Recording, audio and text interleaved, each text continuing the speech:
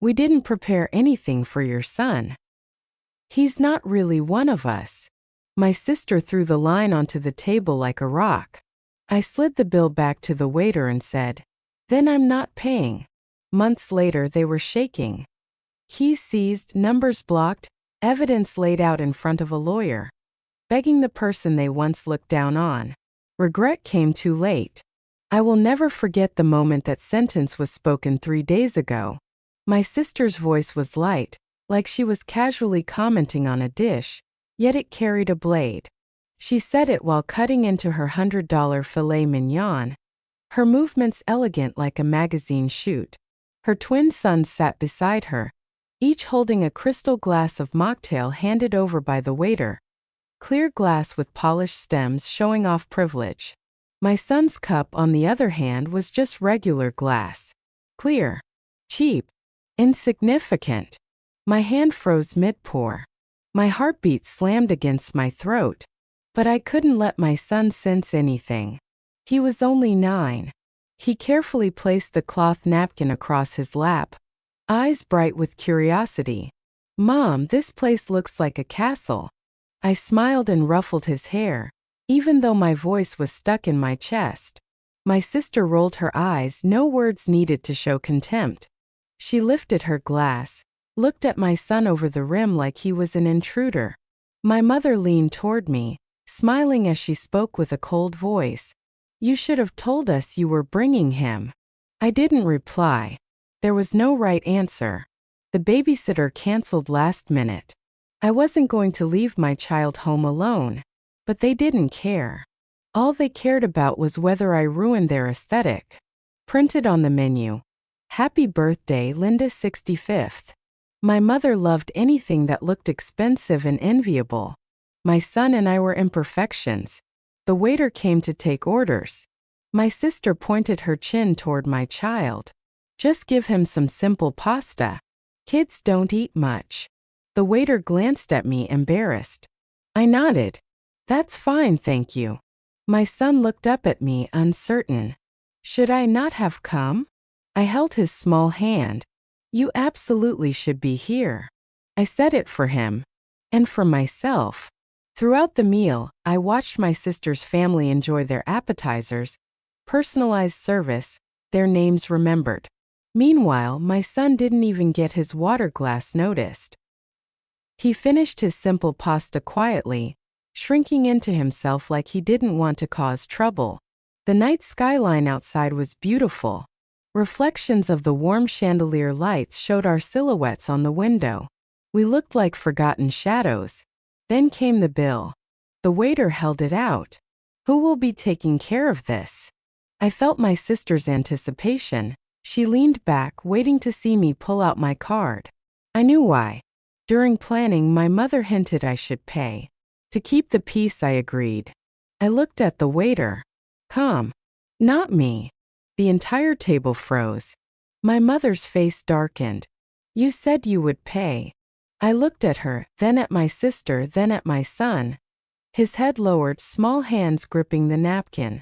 "I will not spend money to watch you humiliate my child." My sister scoffed. "God, you're overreacting." My mother frowned, offended. "You're embarrassing our family." I stood, took my son's hand, and walked away. The once warm chandelier lights suddenly felt harsh. All I could feel was my son's small hand gripping mine tightly.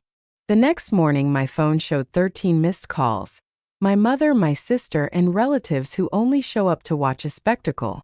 My mother's voicemail shifted from hurt to complaining to accusing. "You made things ugly. You always think you're the victim. You're ruining our reputation."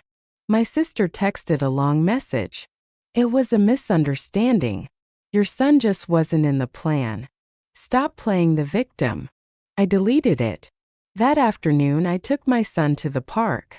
He ate strawberry ice cream on the swing, laughing. Wind lifted his hair. I realized I could choose not to respond, but it didn't end there. That night, my cousin Amanda called, nearly crying. "They're planning to go into your house when you're out this weekend." I froze. "Are you sure?" "I heard everything," they said. She's gone anyway, let's go in and see what we can use. Your mom said, we don't need Ellie, at least we can still get her money. My hand went cold. They didn't just want control. They wanted access. I hung up, canceled the weekend trip and dialed my aunt and uncle. They're coming to my house. A brief silence. Then my uncle's steady voice. We'll be there. Saturday night, we turned off all lights and waited in the dark. My son slept peacefully. I sat on the bedroom floor, gripping my phone, heart pounding like it might break through my ribs. 12:42 a.m. The sound of a key turning in the back door lock. I will never forget that sound. They stepped inside, my mother and sister, moving across the living room like ghosts. Check her office. The important stuff is there, my sister whispered. They didn't know my aunt and uncle were already positioned upstairs. Seconds later, the bedroom door eased open. I flipped on the light. My mother froze. My sister dropped her phone. Standing under the light, I asked calmly, "Lost your way?" They scrambled to make excuses. "We were just worried. You weren't answering, we thought something happened." My aunt stepped out of the shadows, grabbing my mother by the back of her collar. Worried? About her? Or her money? My sister tried to rush forward but was blocked by my uncle. I held up my phone showing a photo. My mother's handwriting from 10 years ago. Falsifying expenses using my identity on tax filings. The date. The signature. My sister's face went pale. "Where did you get that?" "Insurance," I said. My mother shrieked. "You can't threaten me.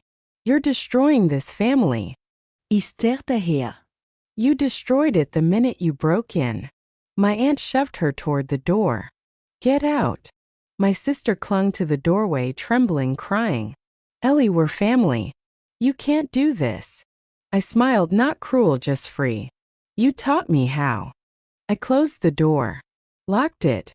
Their cries were on the other side of wood and silence. I walked to the kitchen, placed the stolen spare key on the cutting board, lifted a hammer and smashed it, one hit at a time, breaking more than metal. The next morning I changed the locks, changed passwords, removed my mother and sister from all emergency contacts, cut every access point to my son. 3 months later I finalized everything, reorganized all assets, updated guardianship documents, cut off all contact. A relative said, "Family should be forgiven." I replied, "People who love you don't need forgiveness." My mother sent a letter. "Don't let one mistake ruin our whole family." I folded it back into the envelope. Didn't respond. Later I took my son to the beach. He ran through the waves, laughing like he owned the ocean. Sitting on the shore watching him, I realized I was free from the moment I closed that door. No more explaining. No more begging. No more proving I'm worthy of love. I choose myself. And I choose my child.